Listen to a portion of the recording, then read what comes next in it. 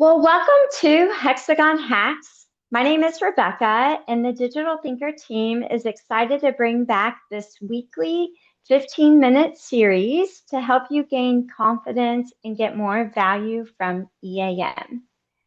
Each Wednesday, now through the end of June, we'll share time-saving tips, highlight lesser-known features, walk through best practices, and address common questions.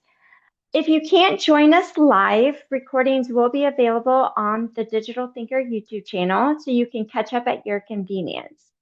And feel free to share the registration link for the HxGN Hacks series. I'll drop the link in the meeting chat in just a moment. So for today's session, I am happy to introduce Victor. Victor will be presenting today, and he is an integrations architect and brings a wealth of technical knowledge to share. So I'm happy to pass things off, Victor. I believe you're planning to touch on flex business rules. Yes, Rebecca, thank you. Specifically, one-time flex business rules. So today we'll be covering flex in general as a quick refresher for those who haven't done it in a while and those who don't know what exactly it is. And then we'll be transitioning into one-time flexes and their use cases.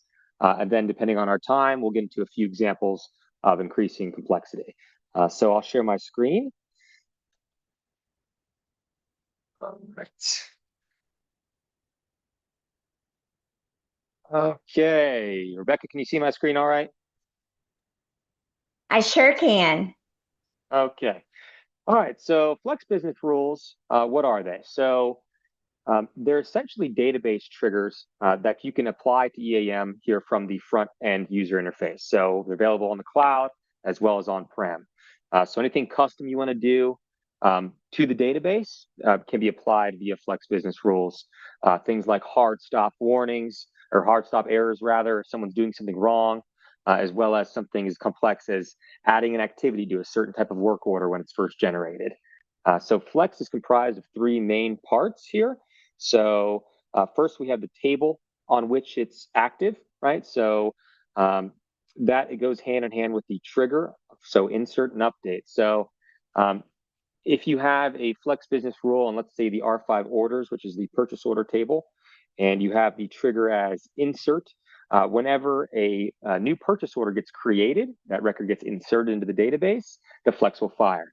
Conversely, if you have it on update only, when that purchase order gets updated, or rather any purchase order, the Flex will fire. And then lastly, you have the main body here, which is the actual code you're going to write. So that's actually what gets fired, depending on how you set it up. So the table it's on, and then the trigger on which it fires. So that's just a quick refresher as to how Flex business rules work and how you set them up here in the front end.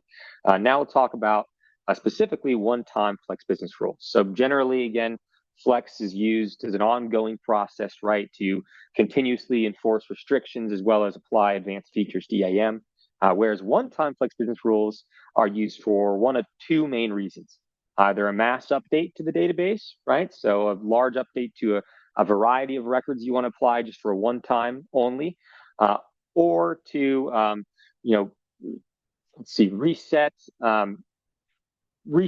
a different part of the screen. Let's say, clear a session of a user, or make a one-time update just on a specific record, right? So that's generally the main use case, either a mass update or something that you can't usually do from the front end that can be only accessed from the back end via hard coding some stuff into the back end here in the Flex. So let's go into some examples, and we'll talk about how we fire these. So there's a couple of different ways to fire one-time Flex business rules.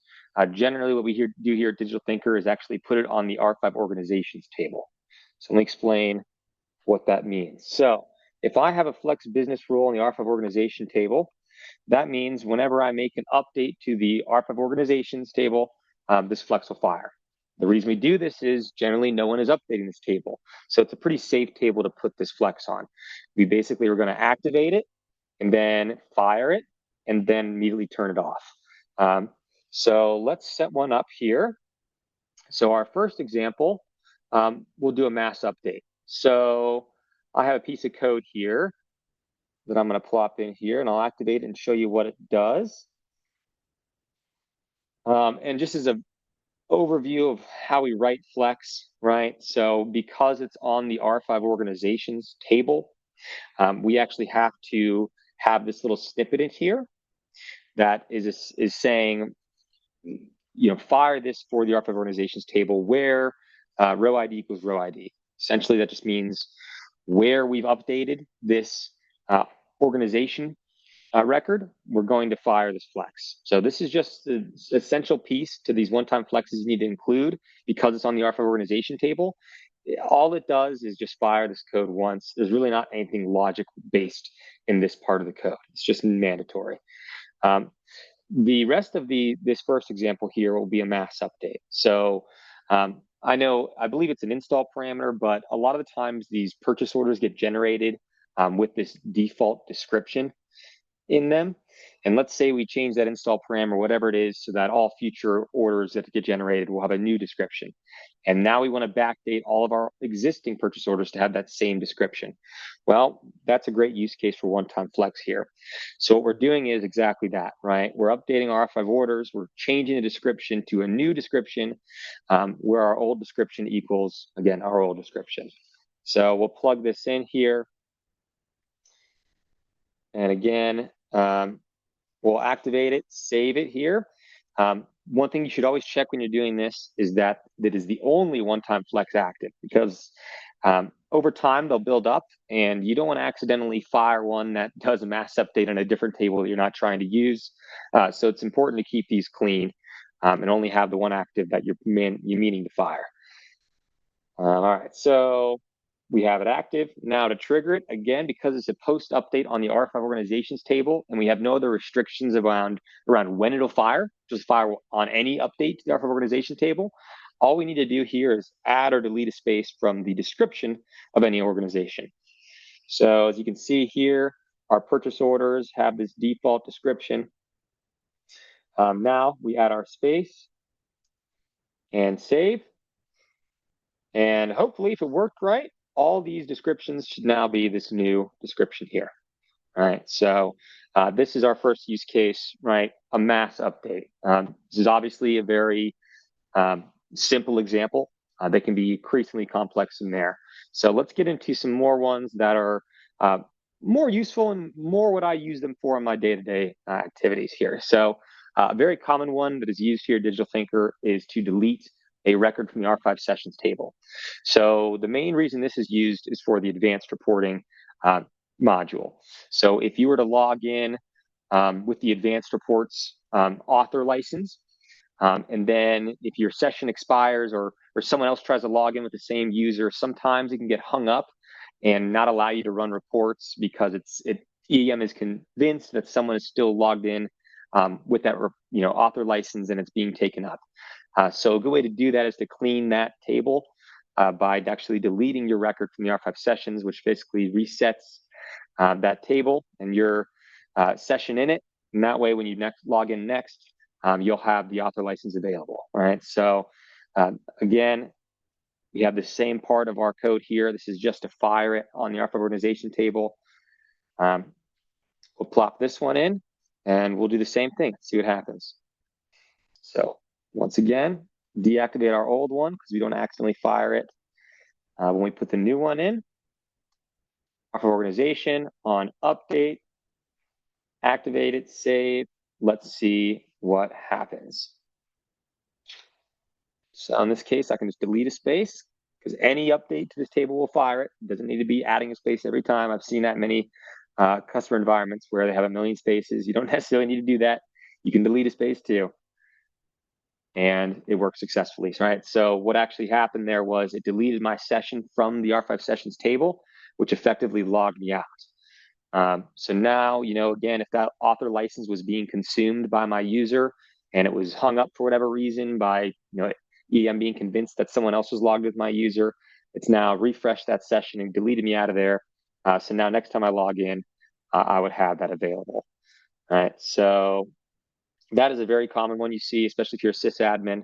If you ever get stuck and you can't run your reports, that's a very good way to go ahead and clean it up. All right, let's traverse back to where we were here. And I think I have two more examples, again, of slightly increasing complexity. And they really do tie a little more into what I do as a technical, consultant here. So we'll get right into them. So oftentimes what I find is that when EAM gets refreshed, so you refresh your training or your test environment from production, a lot of the times the mail driver will turn off or it'll get stuck. So what you'll see is actually the mail driver is a Java job, and it can be found in the job setup here. Ours may be working fine, but we'll see. So yeah, ours is working fine, but a lot of times you'll see when you get a refresh happening that the next run date will be actually in the past. Okay. So when that happens, no matter how much you want to activate this, because the next run is stuck in the past, it'll never fire. Right. So you need actually what you do is clear this next run and last run. And you actually can't do it from the front end. So this bleeds into our second use case here, right? So there's no way to clear this from the front end. So we actually have to do it invasively through a one-time flex. So we deactivate this mail driver. We come in here and we've essentially are touching the table that is these scheduled jobs. We're setting that last run, that next run date to null. And we basically are just specifying what driver it is. And lastly, our most important piece to fire it on our ARF organization table. So this one, we come in here. Again, you will copy this out, make a new clear mail driver, activate it, organizations, and we'll just fire it. Immediately deactivate, and let's check out if it worked. All right, so, and there we have it. So now our last run and next run is empty, and we're good to restart this driver. So what'll happen now is we're to reactivate this. It might take a few minutes to kick back on, but once it does, the next run will be correct, right? It'll be in the future, and it'll basically restart your mail driver. So that happens a lot for a few of these different drivers. We have alert management is often one that gets stuck, as well as the Flex Python driver if you guys are using Python Studio. So my last use case, let's see, is really right up my alley. This has to do with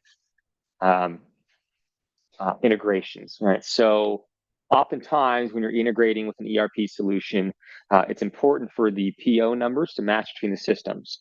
And if the integration goes down momentarily, or if you have a refresh into test and you're trying to test it out, the numbers might not match.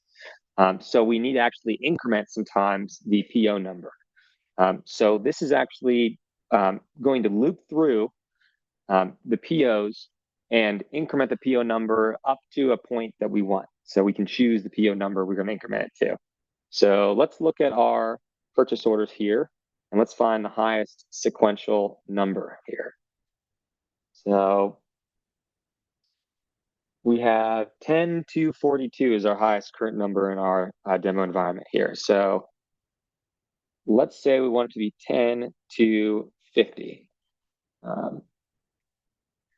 So the POs, as well as a lot of different database artifacts, are used by these sequences as their incrementation numbers. So we can actually hijack that with a procedure here and run this. And next time we create a PO, it should hopefully be 250. I know we're getting short on time here, so I'll just run this real quick and then we'll check it out, see if it worked. Whoops. The file. Let's see again. That's all we needed, I think. And what I have this doing is actually spitting out the next number in an raised application error to see where it's been incremented to. So since we're low on time here, I'll probably cut it off there. But the next time we were to create a PO, it would no longer be 10 to 43. It would be 10 to 50 So hopefully, if we're going to get an ERP integration, that would sync them back up. So that's my last example. Of course, it gets complete. We can do pretty much anything you want with these one-time flexes, but that's just a few examples to get your mind thinking about the different potential use cases. So I'll hang it up there, Rebecca. Yeah, wonderful. That was great, Victor. I appreciate you sharing those examples. I know for the R5 sessions gets used a lot, especially when we're limited in terms of author licenses. And yeah, I've definitely used it before when it comes to integrations, as you were just explaining. So thank you all for joining today for HxGN Hacks. If you have any questions or topics you'd like us to cover in a future session, please let us know. Otherwise, we will be back next Wednesday. Hope you all have a great day.